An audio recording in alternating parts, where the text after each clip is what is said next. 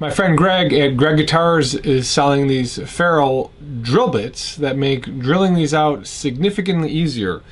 It's got a 3-head cutter that actually cuts out incredibly clean, better than a Forstner bit, and I wanted to show you guys a demo of how to do that today. So this is available on his website. I'll put this in the link below. I've got a body here that needs some string throughs. This is a guitar I never got as much credit for as I wanted. It's the Chicago Skyline on roasted maple, Chicago Fire, and a swamp ash back. Chicago was built on a swamp. For some reason, I never got any great credit on this. First thing we're gonna do is drill the 2 outside holes, and then we're gonna come back and drill based on that pattern. That way I've got it perfectly in line, and then we'll use this to cut the ferrule for it. So let's go over to the drill press.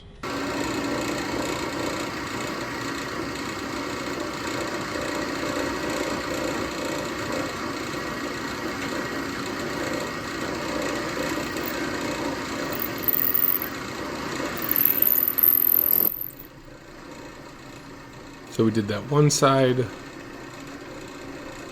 get rid of the chips, go to the other side.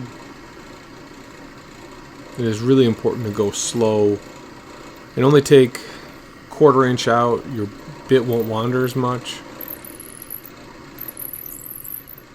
So we'll go all the way through there, and then we'll come back to the other 4 and we'll only drill about 3/4 of the way down. And I know this by looking at the top of the bit.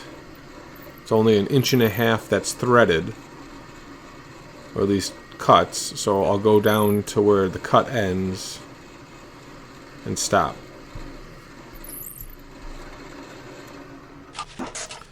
I'm now going to cheat and take another bridge that I have that's the same cutout as the one that's on the guitar already, and I'm actually going to put this on, tape it down, and then drill through with this 1/8 inch. What's nice about this cutter is it's got that 1/8 inch thick, I'd say like 3/4 long guide pin, and what it does is it holds that bit through. So I check the depth, reset it, and that tip goes in, and then the cutter does not move at all, which is really unique. I mean, that is really a great design. Very quiet and very smooth, no tear out. So you can see I've got the body on some fad lined mahogany just to pick it up off.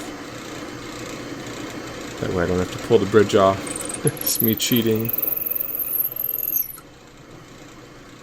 But really smooth process, really nice cut. You can just go back and install these no problem.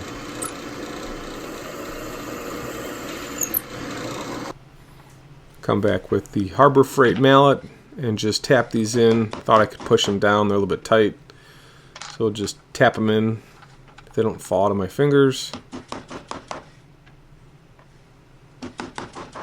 This mallet is probably one of the most used tools in the shop.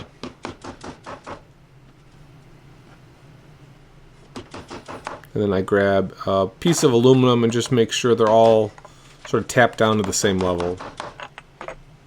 So there you go, nice and clean, great tool. Gregg's got a couple of these on his website. Like I said, it's in the link below. Thanks for watching, guys. We'll see you in the next video.